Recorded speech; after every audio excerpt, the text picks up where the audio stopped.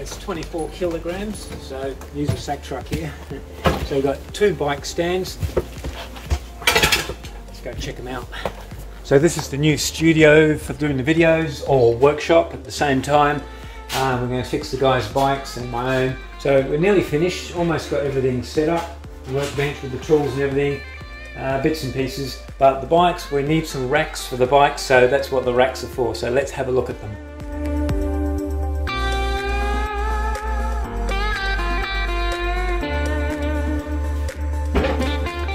Now, I went and had a look at a friend who's got exactly the same stand locally around here, and I was very impressed. It's very stylish looking, it's very simple, and it caters for different sorts of bikes, from road bike, mountain bike, BMX, whatever you want to put on the rack. And also has a nice finish on it as well, nice hard finish, but more about that in a minute. Now, Aldi supermarkets, they also sell the exact same stand. Now, Aldi's usually do a lot of research into their products before they release them, and they've been selling this stand for quite some time, on and off, in their specials. So there must be something in it. There's certainly a good design in this. Now, there are cheaper stands available. Sure, if you want to trust your nice bikes on a cheaper stand, not sure about that. And a lot of those cheaper stands don't look anywhere near as good as this one. Now, there are more expensive stands as well, but I thought I'd err on good value for money, something I can recommend, do a video on it and recommend it to you.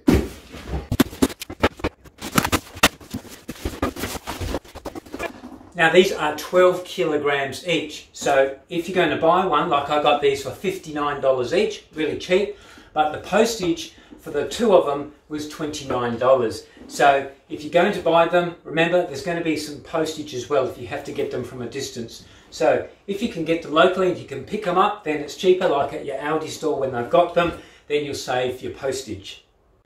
So this one is actually a work stand that's extended all the way up, but I'll take that out of the way as well. See, it's a work stand. One really good thing about this stand, no bolts, screws or fasteners required. Excellent.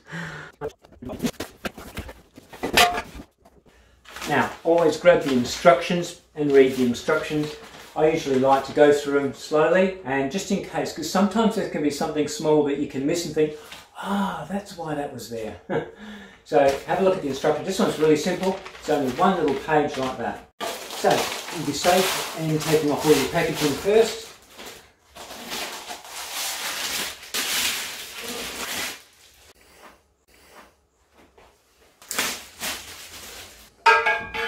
How can we do this? There we go, that'll do. Pretty obvious. So that's your base, and that looks like the upright part of the stand, and these obviously the arms that hold your bike, and a bolt and a plug.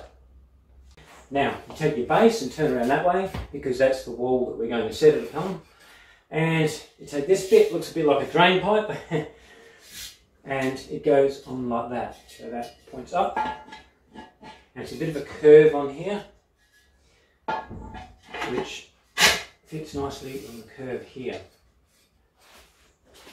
Now take the base, put it against the wall, so that bit touches the wall. Then take this piece here, and it's got some square starry bit there. See that starry bit? There's one on each end. And then it's got holes in the side. They look like keyholes. So the keyholes go on the sides, like that, not front and back, but on the sides. So with the keyhole facing a normal way, you put a key in, turn it on the side, and put that starry bit inside in there. Now take the other piece with the keyholes in it as well, and there's a top cap on there, and it's open there. So keyholes facing down, of course, normal, and at the sides, and then it just goes on top like that.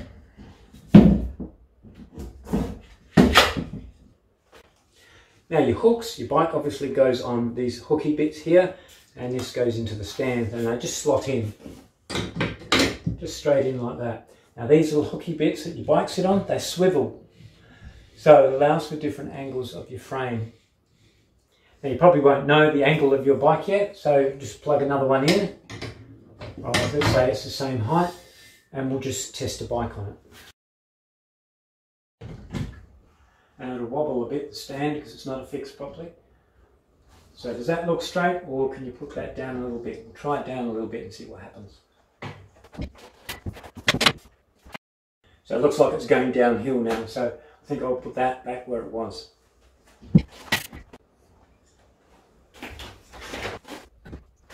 There we go, pretty simple, very easy to adjust as well. And put the other two arms in.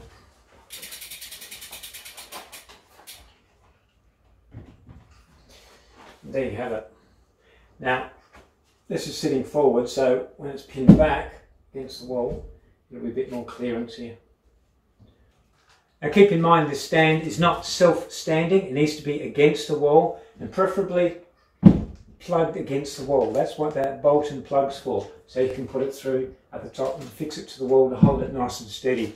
Also gives you a bit more clearance here between the seat and your rear tyre on that bike if you've got your seat up fairly high.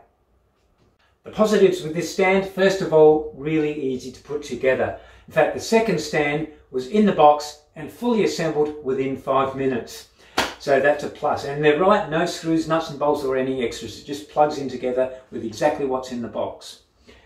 Secondly is the little soft bits on the ends here, on the hooks. Nice, soft but sticky plastic. So not only is it soft on your enamelled, on your paintwork on your bike, but it's also going to hold your bike in place. It's not slipping, it's a non-slip sort of a plastic, so that's good too. The last positive I found was adjustability. Really easy, just unplug an arm or two and put them where you want to suit the bike. Very easily done. Now a few negatives I find with this stand is, first of all, it could be a little bit higher, just a little bit, say 2 inches would be enough. The reason I say that is not because of ceiling height, but because of having higher seats. Now if you do have a higher seat, which a lot of us do now, it's going to impinge on the rear wheel here. And I found that especially so on my mountain bike. I'll just show you. So I'm going to put a mountain bike on there, and a lot of these mountain bikes we have this tube sloping down. So obviously this one here is going to have to go down a fair bit. So let's try it out. And that's about it. Any lower and it'll miss the frame, but any higher, and this is going to start touching that, the rear wheel there. So really, the bike, this is a 29er, so it's got big wheels as well. So it's just basically sitting on the floor. The wheels are touching on the floor. So, well, the stand is just holding it, only just. The handlebar is also touching the wall there. The other thing is, because this stand is not freestanding, it will rely on the wall. In fact, you're going to have to pin it against the wall with that wall plug and the bolt. And that makes it a lot more stable, but it means you've got to drill a hole in the wall. So make sure you're absolutely sure of where the stand is going to go. You put your bikes on, make sure it's okay before you go drilling a hole. Because once you've drilled a hole in the wall, you've got a hole in the wall. And if you need to move it and drill another hole in the wall, you've got that hole to patch up. So make sure first before you go drilling the hole. One thing I'd recommend to do with the arms is to grab some of this foam tubing from your hardware store and then take off the cap here. Undo the Phillips head screw. Now get the nice flat and flush end of your foam. If you're like me, I've already cut it here and it's a bit jagged and horrible, so put the nice flat end on first. Slide it all the way on. It doesn't have to go all the way on. If you've only got a small bit of foam, you just can go a bit shorter, but I'm going to go all the way on. It looks nicer. Goes on easy, just dry. Shove it on. Just cut it. Make sure where the end is. That. So it won't be as neat as the other end. Now, take it off again. And put it back on the other way. So the end where you cut with the scissors, which is a bit... Put that on first, and then that's hidden because it's on the bracket end, and you've got that nice flush end on the end there. Put the hook back on again. Now put your arm back on the stand, turn this bit all the way up, and then tighten that. And that just stops your bike from falling off if it's up like that. You can leave it down if you want, but I lock it up because that way it prevents your bike or your frame, whatever you're displaying, from falling off. And you put your cap, the black cap, back on. Do the same with the other side. And that's what you end up with. Now what you can do is you put your bike on, instead of being down here with the cradles, it'll be another 1.5 inches higher, which is good because that way you've got more clearance down here. Right, we'll put the big bike on the bottom, the mountain bike, and then we'll put the road bike on top now. Look at that, look at the clearance now. Heaps of clearance. So much so you can probably put your mountain bike, these brackets, up a bit higher. There we go, I've put the brackets up, not one hole but 2 holes up higher, and the mountain bike is definitely off the ground by about 2 to 3 inches now.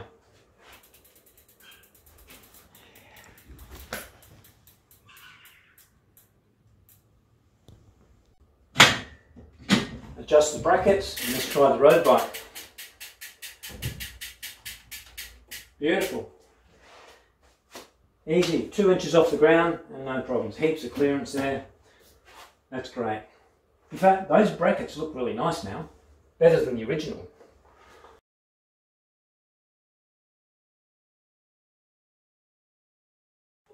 Now if you're like me, you don't want to or you can't drill a hole in the wall.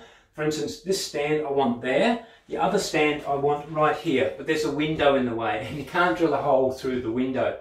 So what do? Well, you want the stand to be freestanding, not attached to the wall. And usually if you just put the stand together, it'll be a bit wonky. So how do you strengthen it to make it nice and straight and nice and strong? Well, curtain rod. Here's an old piece of curtain rod, just cut it to the right length, and then that goes on the sides of the stand, and that will keep it from going side to side. It'll keep it nice and straight.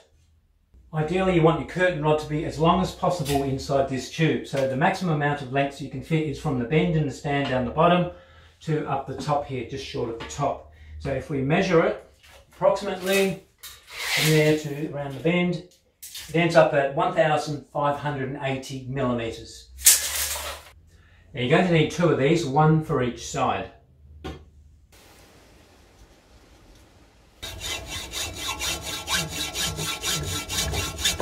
So there's your 2 pieces of curtain rod, and then it'll be just there, right size.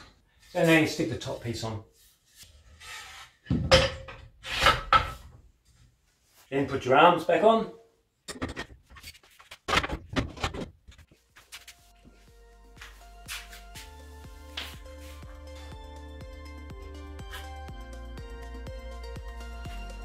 All done, all finished, and the stands look really nice with the bikes on them.